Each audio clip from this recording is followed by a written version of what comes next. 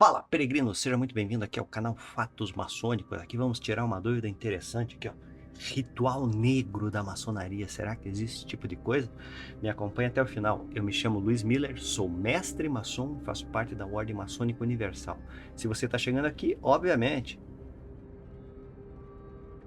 por carinho, por carinho, faça a sua inscrição aqui no canal Fatos Maçônicos, deixe o seu like e ative as notificações. Assim você fica por dentro de todos esses assuntos que eu orbito, né? Tem uns troços que às vezes aparecem que são cabulosos, né? Como essa pergunta aqui do, como é que é o nome? User. Aqui, ó. Tem algum ritual negro na maçonaria? Que foi no vídeo que eu fiz aqui. Quais são os ritos praticados na maçonaria? Certo? Então, ritual negro, eu não sei se entendi muito bem o seu conceito, por que que eu estou falando isso, né? Porque hoje em dia a interpretação que as pessoas têm das coisas é muito complexa, né? Às vezes elas são muito... primeira coisa, né? As pessoas são muito orientadas, eu já falei em alguns vídeos, são muito orientadas, por exemplo, por filmes, né? Por novelas, né?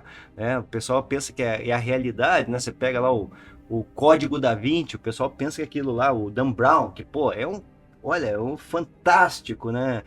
Escritor, roteiro fantástico, muito bem filmado, as coisas fantásticas, a história é muito bacana, envolvente, traz, né, coisas assim, sabe, que são legais, mas não são a verdade, eles são inspirações, né, que acabam se desenvolvendo, aquilo lá é um drama, né, ou seja, uma disposição que se busca para trazer, para criar, né, um projeto audiovisual, um filme, etc e tal, né, então, infelizmente, muitas das pessoas acabam tomando aquilo como se fosse uma verdade, na verdade, né, com perdão da redundância, né? Mas são obras de ficção, certo?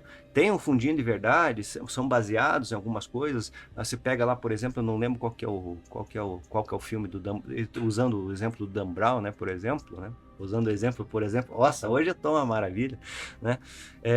Você pega lá, acho que é o Código da Vinci, né? Daí tinha o Pirorá de Sião, certo? Você pega lá, se você for fazer uma pesquisa sobre isso daí, você vai ver que é outra coisa que não tinha nada a ver com aquilo que ele fala. Mas você vai lá na capela do Roslin, por exemplo, conhece um pouquinho da história lá do William Sinclair, da família Sinclair, né? Você vai ver que aquilo lá é antigo, né? Mas passou por uma reforma, né, da simbologia. Quem foi o arquiteto lá foi um irmão que fazia, que na verdade era um irmão da maçonaria, na verdade, da corrente maçônica lá da Escócia, né, na verdade, e também era um pedreiro, né, ele tinha uma empresa de construção, e dele, tipo assim, o cara deu carta branca para ele fazer o que ele quisesse na capela, ele pegou e tocou terror lá, e ficou aquele negócio bonito, né, então é muito bacana, né, também é legal isso, muito legal, não? Mas às vezes tem outras historinhas por trás, né, e de fato o que que acontece é que as pessoas acabam levando muito em consideração esses alienígenas do passado, que eu vivo falando que eu tenho, cara, eu tenho horror, que você não imagina, nessa questão de alienígena do passado. Os caras tentam explicar tudo a partir dessa perspectiva, né? O que a gente chama de documentário fake, né?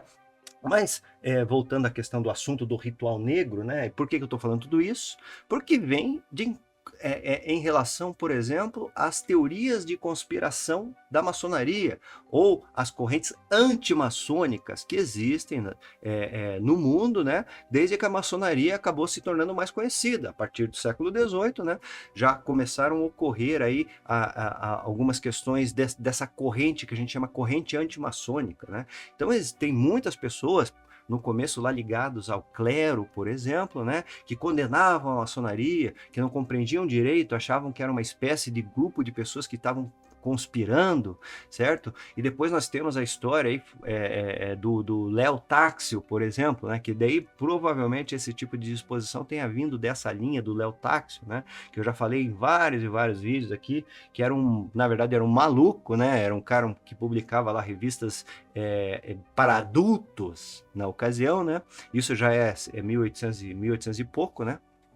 Já era 1800 e pouco, século XIX, né, que publicava essas revistas para adultos, né, e daí ele teve duas histórias paralelas interessantes, que ele começou a atacar, né, ele viu que atacando a Igreja Católica, por exemplo, ele conseguia vender mais do seu material, então ele começou a atacar, falar que o Papa era o demônio, falar que não sei o quê, e começou a criar várias e várias teorias, na verdade, contra a igreja de Roma, né, que 10 anos depois ele pegou e se retratou, ele pegou e confessou, não, aquilo lá foi tudo criado para vender livro, né? Só que ele teve o mesmo tipo de argumento, né, não satisfeito em em detratar a igreja de Roma, ele também procurou detratar a maçonaria, né? E é muito interessante que a maçonaria causa tanta curiosidade na cabeça das pessoas, porque ele fez a mesma disposição, ele ficou lá descendo o pau, né, como a gente fala, fazendo artigos e falando, né, trazia depoimentos, tipo esses depoimentos de ex-maçom que tem pela internet hoje em dia, né? Esses aí são os leotáxios contemporâneos aí, né? Pessoal que fala sem conhecimento de causa, sem muitas vezes se fazer parte, fala que fez parte, ou às vezes, olha, tem cada história, tio Chico e os cambal que tem aí na internet, aí, olha, é uma doideira, né? Então, ele acabou se retratando, né? No mesmo desenho que ele fez com a Igreja Católica, ele acabou querendo se retratar da questão, falando que era uma invenção, que a ideia dele era vender revistas, era vender periódicos e tal, né? Só que o da maçonaria não acabou, né? Continuou, né? Mesmo o da Igreja Católica continua até hoje, né? Essas teorias de conspiração, né? Mas numa proporção muito menor do que o da maçonaria. Da maçonaria tomou um volume muito grande, né? Depois ficou sendo associada com a questão dos Illuminati, né, que também foi uma coisa ridícula, uma ordem pequenininha, do nada, né, que não teve nenhuma influência, basicamente, quando ela foi descoberta, quando o pessoal ficou sabendo que existia essa ordem dos Illuminati, ela imediatamente assim, foi estancada, as pessoas que faziam parte tiveram que se desligar oficialmente, com papel, etc e tal, né, como é que é o... eu esqueci o nome do Adam Weishaupt, que foi o cara que criou essa história. Ele teve que fugir, ficou lá escondido numa cidade pequena, acabou morrendo lá, sem pai nem mãe, como a gente fala, né? Não tinha nada, perdeu tudo que tinha, porque foi uma bobagem, né? Uma ideia maluca dele. Eu tenho até um livro lá que fala Invasão Illuminati, a sutil arte de uma sociedade secreta, que conta para e passo, né? A influência que ele tentou influenciar a maçonaria. Daí tinha um Adolf Nigg, certo? Então, enfim, resumo da ópera, existe essa questão das teorias de conspiração. Mas ele perguntou, existe algum ritual negro, né? Seria um ritual, por exemplo, de sacrifício, de sangue? Não existe nada desse tipo de coisa. O que você vai achar, assim, dentro, por exemplo, da linha escocesa, dos graus superiores, né? Você pega, assim, observa a maçonaria sobre determinadas cores. Eu já fiz até uns vídeos aqui falando as cores da maçonaria. Então você tem o Blue Lodge, por exemplo, as lojas azuis, né, que é o simbolismo, o grau de aprendiz, companheiro e mestre, né? Então a maçonaria acaba se separando em cores ou classes, vai depender do Supremo Conselho, né?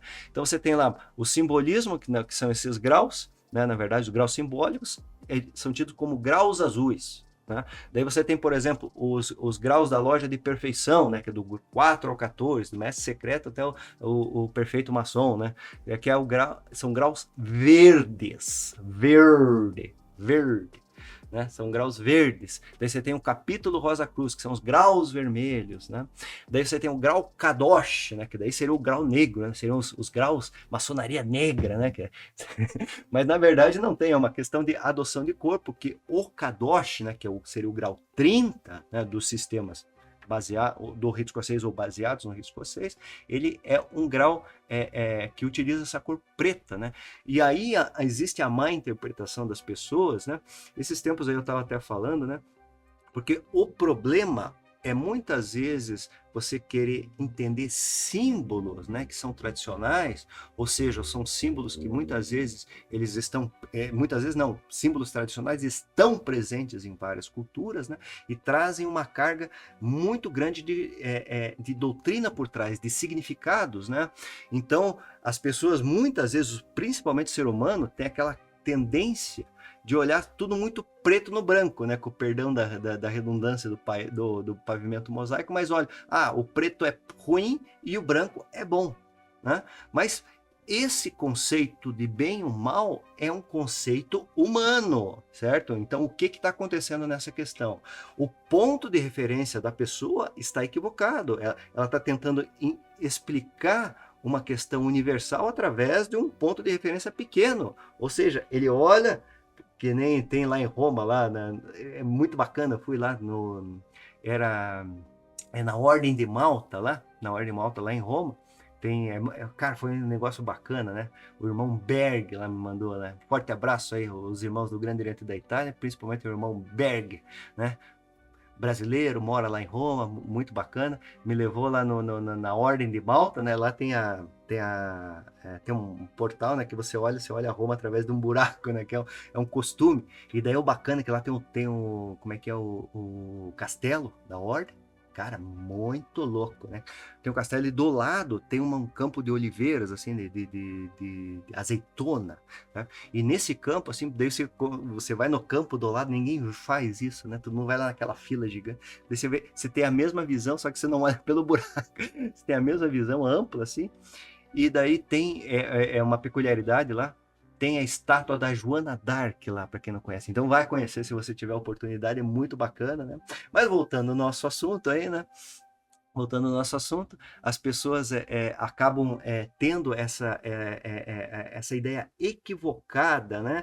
Baseada num conceito, por exemplo, humano. Né? Que o preto, por exemplo, a cor negra, né? A cor negra seria uma coisa negativa e a cor branca seria uma coisa. E não é assim que funciona a coisa, né? Na verdade, em muitos aspectos, a cor negra, né?